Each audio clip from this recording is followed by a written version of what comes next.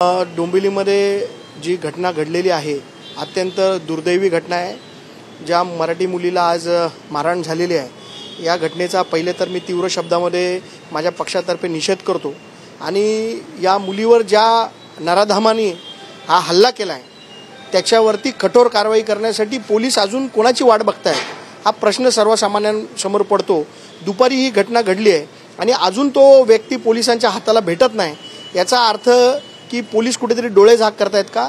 आमची सर्वांची मागणी आहे की जर 24 तासाच्या आत त्या नराधमाला लॉकअपमध्ये बंद केलं नाही तर शिवसेना उद्धव ठाकरे पक्षाकडनं तीव्र आंदोलन छेडण्यात येईल।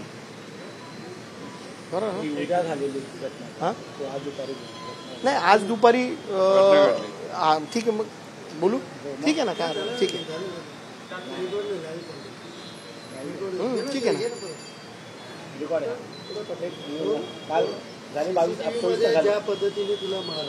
नाही अतिशय दुर्दैवी घटना डोंबिवलीमध्ये घडलेली आहे आणि या घटनेचा जेवढा निषेध करावा तेवढा कमी आहे। ज्या नराधमाने काल हा एक कृत्य केलाय तो अजून पण पोलिसांना सापडत नाही याचा अर्थ पोलीस काय करतायत हा मोठा प्रश्न सर्वसामान्यांसमोर पडतो। 24 तासाच्या आत या व्यक्तीला जर अटक झाली नाही तर शिवसेना उद्धव बाळासाहेब ठाकरे पक्षाकडनं तीव्र आंदोलन करण्यात येईल आणि जोपर्यंत त्या नराधमाला अटक होत नाही तोपर्यंत मानपाडा पोलीस स्टेशनमधनं एकही शिवसैनिक हलणार नाही असं आंदोलन उद्यापासून आम्ही सुरू करणार आहे। आमची पोलिसांना विनंती राहील की तातडीने याला अटक करून याच्यावरती कडक कारवाई व्हावी अशी आमची विनंती आहे।